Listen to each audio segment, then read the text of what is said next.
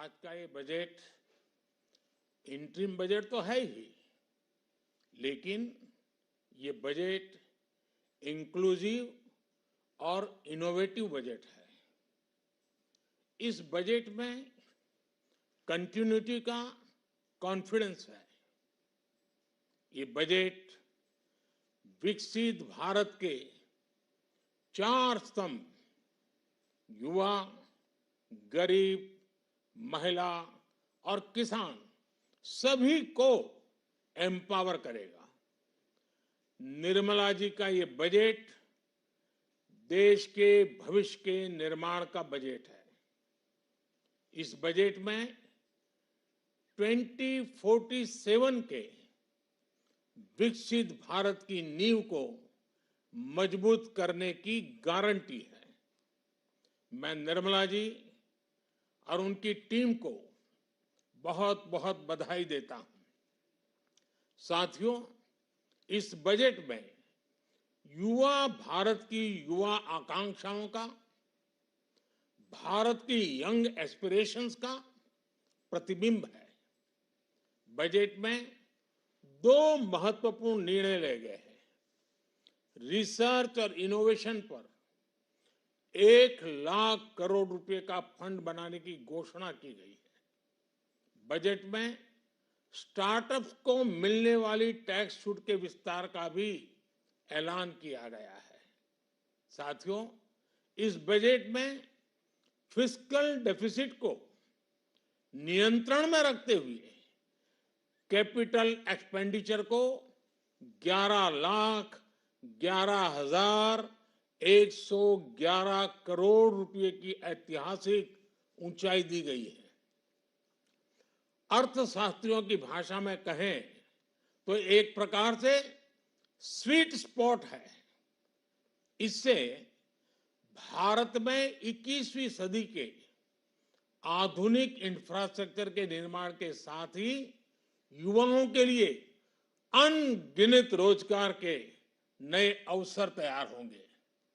Budget में Vande Bharat standard की 40,000 आधुनिक बोगियां बनाकर उन्हें सामान्य यात्री ट्रेनों में लगाने का ऐलान किया गया है। इससे देश के अलग अलग रेल रूट पर करोड़ों यात्रियों में आरामदायक यात्रा का अनुभव बढ़ेगा। साथियों, हम एक बड़ा लक्ष्य तय करते हैं, उसे प्राप्त करते हैं और फिर उससे भी बड़ा लक्ष्य अपने लिए तय करते हैं। गरीबों के लिए हमने गांवों और शहरों में 4 करोड़ से अधिक घर बनाए। अब हमने 2 करोड़ और नए घर बनाने का लक्ष्य रखा है। हमने 2 करोड़ महिलाओं को लखपति दीदी बनाने का लक्ष्य रखा था। अब इस लक्ष्य को बढ़ाकर 3 करोड़ लखपति दीदी बनाने का कर दिया गया है। आयुष्मान भारत योजना ने गरीबों की बहुत मदद की है। अब आंगनवाड़ी और आशा वर्कर, उन सबको इस योजना का लाभ मिलेगा। साथियों, इस बजट में गरीब और मध्यम वर्ग को एम्पावर करने, उनके लिए आय के नए अवसर बनाने पर भी बहुत जोर दिया गया है। रूफटॉप सोलर अभियान में 1 करोड़ परिवारों को सोलर रूफटॉप के माध्यम से मुफ्त बिजली प्राप्त होगी। इतना ही नहीं, सरकार को अतिरिक्त बिजली बेचकर लोगों को 15 से 20 हजार प्रति वर्ष की आय भी होगी और ये हर परिवार को होगी।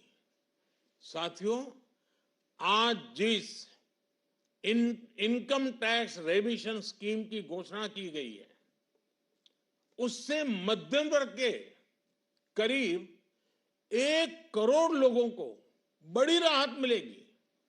पिछली सरकारों ने सामान्य मानवी के सिर पर दशकों से ये बहुत बड़ी तलवार लटका कर रखी थी। आज इस बजट में किसानों के लिए भी बहुत महत्वपूर्ण और बड़े निर्णय लिए गए हैं। नैनो डीएपी का उपयोग हो, पशुओं के लिए नई योजना हो, पीएम मत्स्य संपदा योजना का विस्तार हो और आत्मनिर्भर ऑयल सीड अभियान हो। इससे किसानों की आय बढ़ेगी और खर्च कम होगा। मैं एक बार फिर सभी देशवासियों को इस ऐतिहासिक बजट के लिए शुभकामनाएं देता हूं। बहुत बहुत धन्यवाद।